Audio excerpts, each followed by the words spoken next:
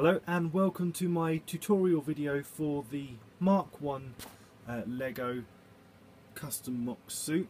Now here in the background is my sort of hall of armours with Tony and Rhodey and all the armours in the background, and you'll notice there is a gap which is where my Mark 1 does sit, just in there. I have done a video where I've shown you this suit, but I thought I'd quickly show you how to make it, what parts you need, so you can recreate this yourself. So here are the different parts and pieces for the actual minifigure itself.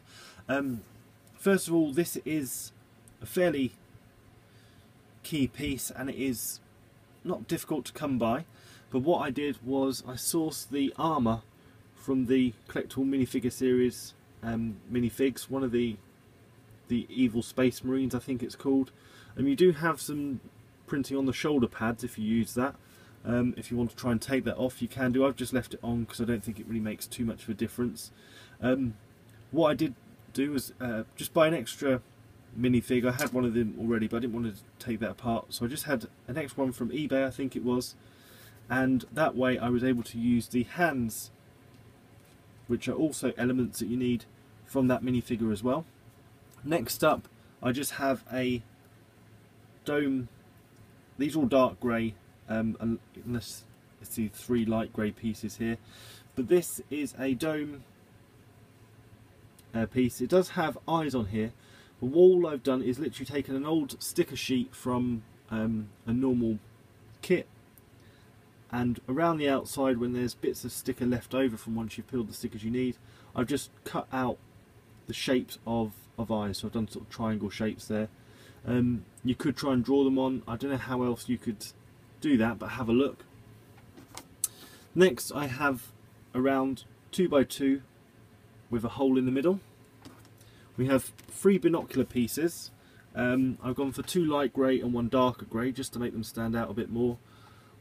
This trans blue stud, which I've gone for the flat stud piece, just because it looks better when it's that forms the arc reactor on the front.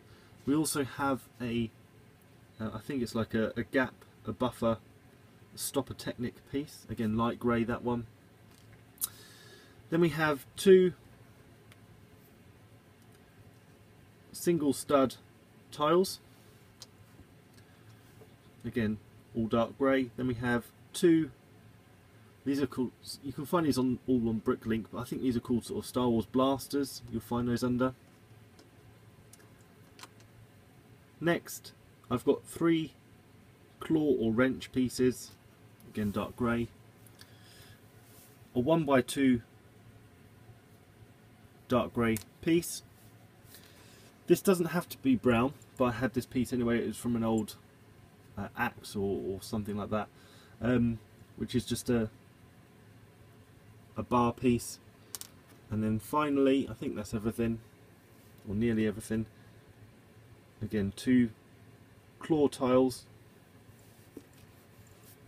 and finally these are sort of Technic axle arms. I don't know what else they're called. I will put obviously all the part numbers in a description, so when you go on to Bricklink, if you want to use that, you can literally just type in all these pieces and you'll come up with the bits you need.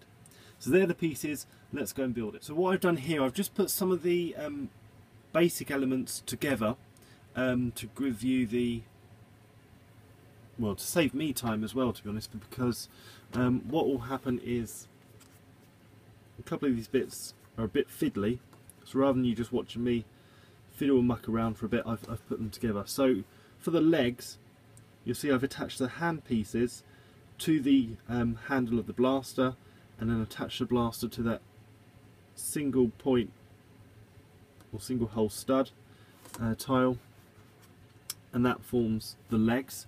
Next I've got the arms, which I've pre-made as well. So the claw parts will go in these sort of Technic axle pieces, and these are going to form the arms. All the rest I've kind of left apart, so I'll go fairly slowly, but obviously you can pause and rewind the video if you want to follow along and make this at the same time. I'm just going to bring my light in so we can see that a bit clearer. So first of all, we have the head dome piece, which goes onto the round tile. We can leave that there. Next, what I've also done is attach the two gripper parts onto the 1x2 stud. And what you're going to do is place the bar into that, and you'll have a third claw which you sit on top like that. And then what's going to happen is the torso armour piece will sit on top of that, and you can then use the spacer, the stud piece, to hold it all in place. So as you can see, it soon comes together quite quickly once you have that. Headpiece can then go on top of that. You can see we're starting to get the armour piece. Now the next bit can be a bit fiddly, so make sure you put the claw pieces at this angle.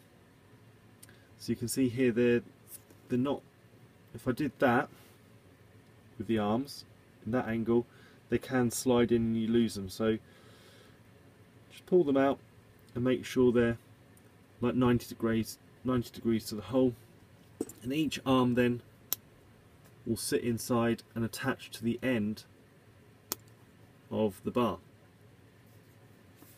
And then we've got arms. Legs, very simply, the end of the blaster fit into there, the head doesn't fall off, and similarly for this leg piece.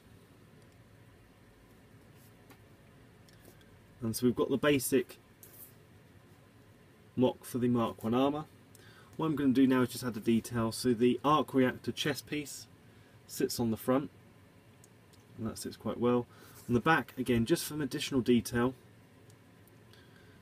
I add the binocular pieces. You can do all light grey or all dark grey, depending on what you prefer. Can't remember how I had these now. I think I had them slightly differently. But the binocular pieces will fit on there.